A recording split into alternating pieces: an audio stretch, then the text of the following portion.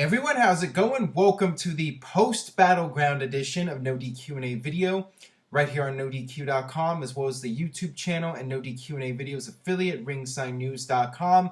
The Summerslam 2015 main event is now set. The rematch from WrestleMania 30, a year and a half in the making, Undertaker versus Brock Lesnar. Got your questions here from spring.me/Aaron Rift. Let's get started today with the first one from CM Spunk. Hey Aaron, wouldn't you think it would have made more sense for Lesnar to beat Rollins and then have Taker come out and destroy an exhausted Brock, then set up a feud for the title and one last run as champion for Undertaker? Instead, he kicks Lesnar in the balls. Cents out of 10. There are a lot of different ways that this could have been done that would have made more sense. As I talked about in the review video, why did Undertaker not come back sooner? Why did he not come back at SummerSlam last year and cost Brock Lesnar the title in the first place? He could have come back at the Royal Rumble. He could have come back at WrestleMania after he beat Bray Wyatt. He was there, same building as Brock Lesnar. He could have cost Brock Lesnar the title in the main event at WrestleMania, embarrassing Brock Lesnar. But no, he returns a year and a half later and he attacks Brock Lesnar. There's no finish to the match. And we have our SummerSlam main event, but everybody's happy. So I know I've been very critical online about Undertaker's return. However, I said it before, I'll say it again. This is sports entertainment. Check your brain at the door. People just want to see two guys beating the crap out of each other. And logic has always been secondary in the sports entertainment world. So as much as I don't want to overlook it, I kind of feel I have to because it is WWE and this is how they do business. It's not about making sense. It's about getting people excited to see a match. If WWE can get people excited about Undertaker and Brock Lesnar, more power to them. Got this question here from MMA Mike 01.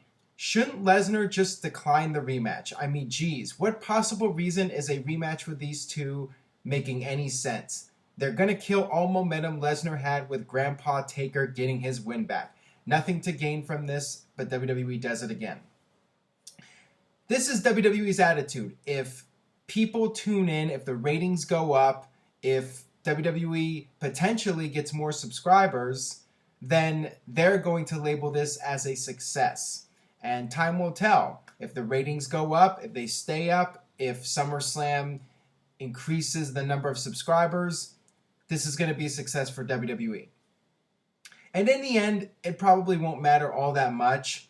I feel that long term, it would obviously be better to use Lesnar beating the streak as a way to elevate a future superstar. I talked about this a year ago, that you can have somebody beat Brock Lesnar and they will be made for life because they beat the guy that ended the Undertaker streak. But now, there's a very realistic possibility that Undertaker is just going to get his win back, and it's pointless. The whole thing with Lesnar ending the streak only to lose to the Undertaker again, it ruins Lesnar, and it ruins that opportunity to have somebody new get elevated.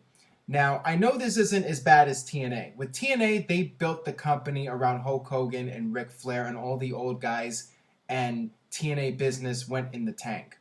With WWE, they're going to do all right. With the hype machine that they have, and based off of Monday's Raw with that pull-apart brawl, everyone's buzzing about Undertaker and Lesnar. It is a draw. It is an attraction.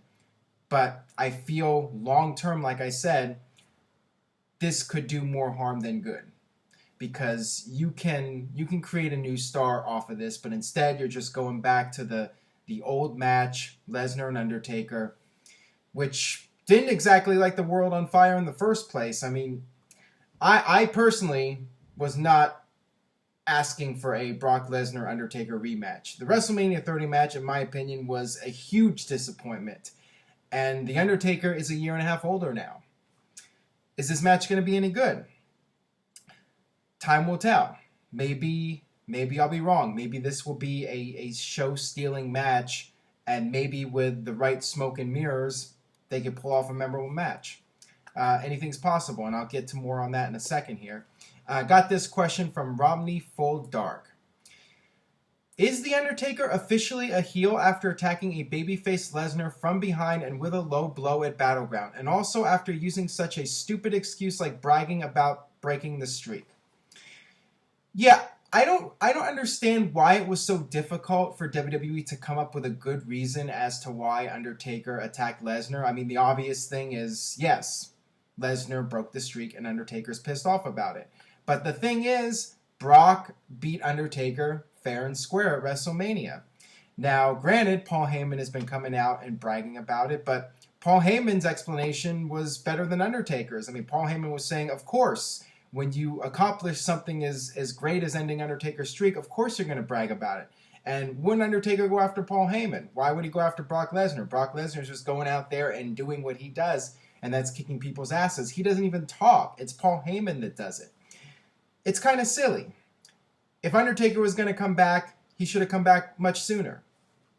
And WWE could have explained this. They could have had Undertaker come out and say, I was broken down, I lost my confidence, I had to get it back before challenging Brock Lesnar again, and that's why I accepted Bray Wyatt's challenge, and once I was able to beat Wyatt, I knew I had a chance at beating Lesnar. He could have said something like that, but he didn't.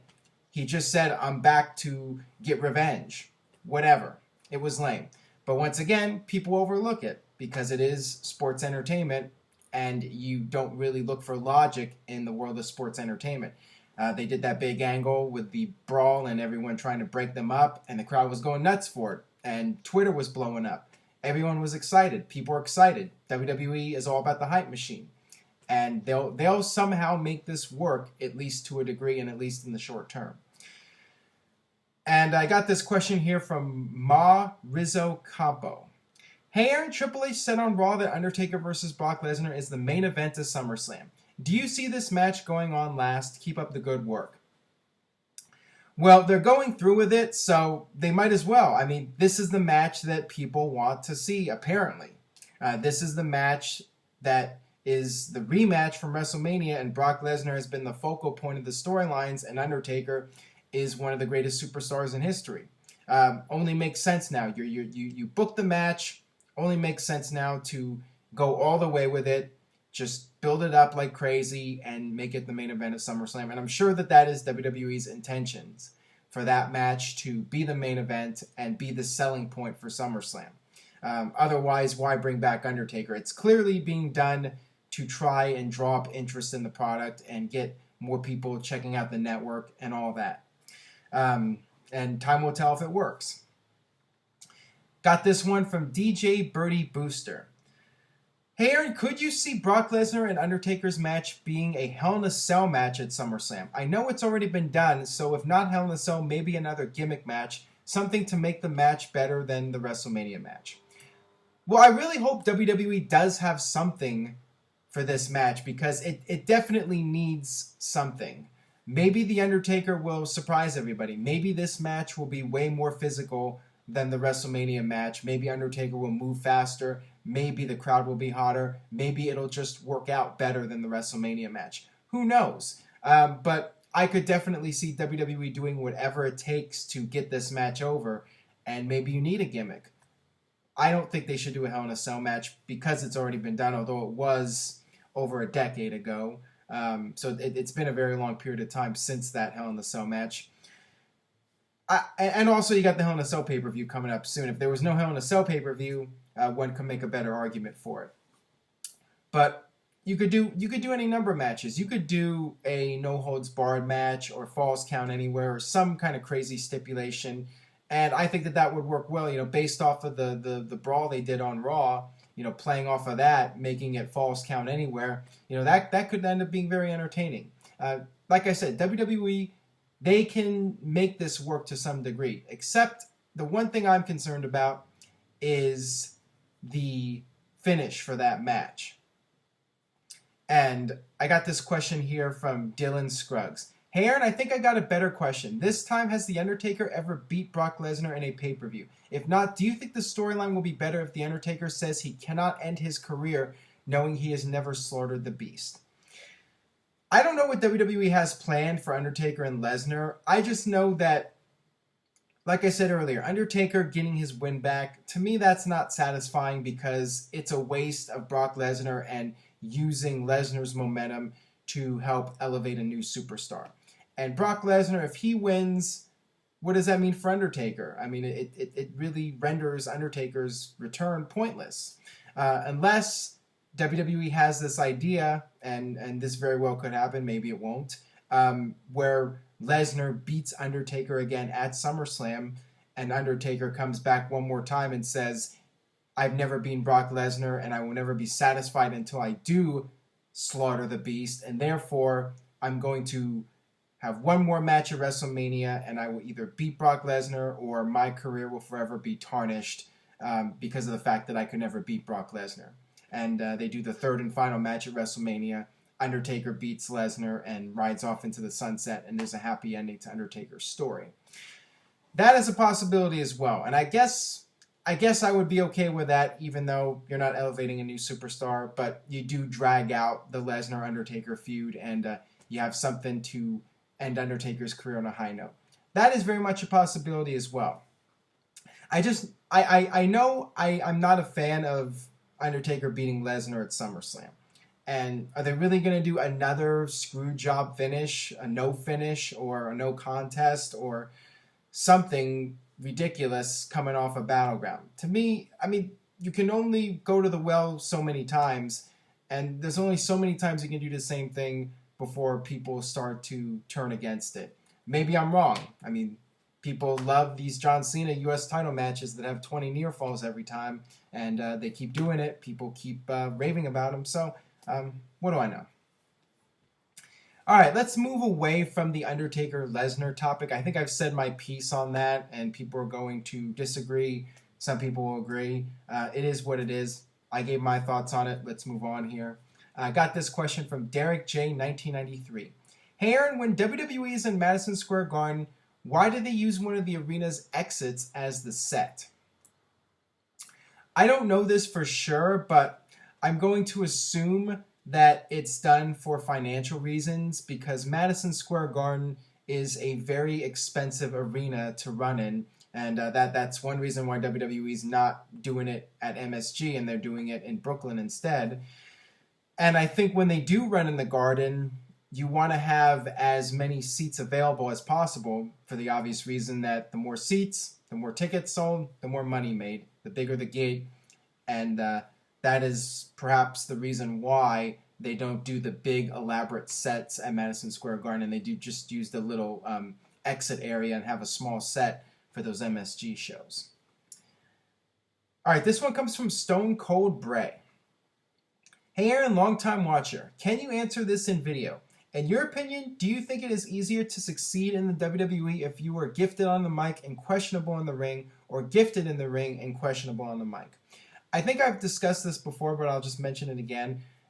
WWE is an entertainment company. It's all about being the larger-than-life superstar, and in addition to wrestling, you are doing movies, you're doing TV appearances, you're all over the place, and because of that, you have to be a good talker. You have to have charisma, you have to have personality, and I think WWE weighs more on that than being gifted in the ring. Being gifted in the ring will get you places in WWE, but if you want to be a top-level guy, you got to have the mic skills, you got to be able to talk, you got to have the personality and the charisma and all that if you really want to go all the way in WWE and be the top-tier superstar.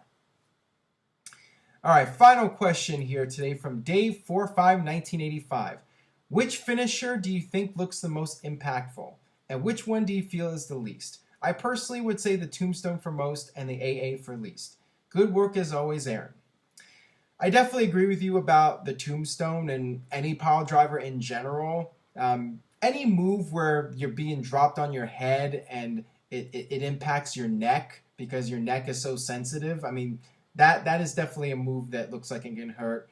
And any move that looks dangerous, I would say, is impactful. I mean, the curb stomp, and that's one of the reasons why they banned it, because it just looks like a move that can hurt somebody and they don't want kids doing it. That move looks like it would hurt somebody. The AA, it's very basic, and the fact that people are kicking out of it so many times doesn't look as much impactful as it used to. That's for sure. A lot of it just depends on how the move is sold and if people kick out of it or not. Sometimes a simple move can look impactful if people don't kick out of it. Back in the day, Jake Roberts would hit the DDT. The DDT is a very simple move, but nobody kicked out of it. Once he hit it, you knew the match was over, and that made it impactful. So sometimes it's not how the move looks, but how it's portrayed as well. All right, that'll wrap it up for this edition of NoDQ&A video. Thanks as always for watching. Send your questions, spring.me/AaronRift. I know a lot of people have been critical about some of my opinions as of late. You know, I try to be as impartial as possible. I try to look at it from both sides. And if I like something, I praise it. If I don't like something, I criticize it. And that's what I've been doing for years now. And I always get these people, when I knock something that WWE does, I always get these people coming out and saying that you're just a smark and you never say anything positive. But these people clearly don't watch these videos. For the most part, I praise WWE, and then I get accused of being a WWE fanboy, and I'm being paid by WWE to say good things about them. So people need to realize I'm not trying to overly praise WWE or overly criticize them.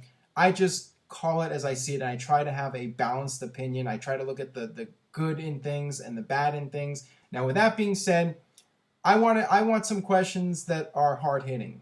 You know, if you disagree with something I say, call me out on it. Send a question. spring.me/AaronRift. Let me know what you think. And if you disagree with me, call me out on it. Because I would like to respond and have a debate about some of these topics. You know, 90% of these questions, everyone's saying, love your show, love your opinions, agree with everything you say 100%. For those of you out there that think I'm an idiot, call me out on it. spring.me/AaronRift. And on that note, I will see you guys next time for hopefully a very interesting edition of NoDQ&A video. See you next time.